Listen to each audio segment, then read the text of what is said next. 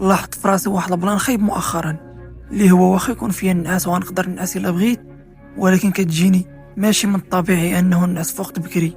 فاشنو كندير؟ كنشد التليفون ونسهر حتى كتفوت ديك 12 بعدا، وهذا شي سنوات وكنديرو كيمتص فيا ليله مور ليله. اغلبيه ديالنا مع الاسف مبليين بالصهيد، ما عارفينش كميه الاضرار اللي كيسببها.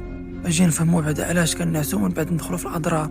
النعاس ماشي مجرد عمليه ديال تغمض عينيك وتغيب عن الوعي، وانما واحد الوقيته اللي كيوقع فيها عمليات كثيره على جميع المستويات.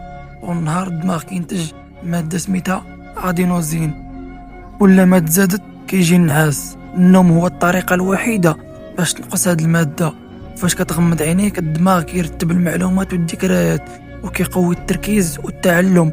الجسم كيصلح الخلايا والانسجه ويفرز هرمونات بحال هرمون النمو، وكيشحن الطاقه والعضلات بعد مجهود ديال النهار. المناعه كتزيد تقاوم الامراض، المشاعر كيتنظموا، والقلق والاكتئاب كينخفضوا. باختصار، بلا نعاس الدماغ كيتفرغ، الجسم كيضعف، النفسيه كتنهار. هاد البلانات كاملين وهاد الفوائد فاش كتسهر ما كتخليش الدماغ يديرهم. الجسم عنده ساعه بيولوجيه كتقول ليه في الليل صلح هدأ نظف، في النهار تحرك فكر وخدم. فاش انت كتسهر فراه كتخسر ديك الساعه البيولوجيه، ما كتبقاش فاهمه والو.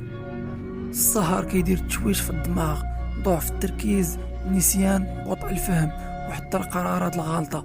قله النوم كيرفع التوتر والعصبيه، وكيزيد القلق والاكتئاب، وكتخليك تعصب بالزربه. وعلى اتفه الاسباب كتحس بتعب دائم، ثقل في العضلات، وكسل حتى بلا مجهود. كينقص مناعه الجسم، وكيولي الواحد يمرض بسهوله. كيخربق هرمونات النمو، وكيقدر يسبب زياده في الوزن ومشاكل صحيه اخرى. مع الوقت السهر المزمن كيزيد خطر امراض القلب والضغط. الا كنتي كتشوف حياتك مبهدله وفيك هاد الحوايج، عرف بلي حبيبنا السهر هو السبب. واحد البلان اخر خايب كنت كنديرو بزاف، حتى نصحني هاد العظيم باللي هو خطير، ادريان برايس. هو انك كتفيق مثلا في ديك 8 وكتخلي الالارم تصوني ليك كل 10 دقائق ولا كل 30 دقيقه.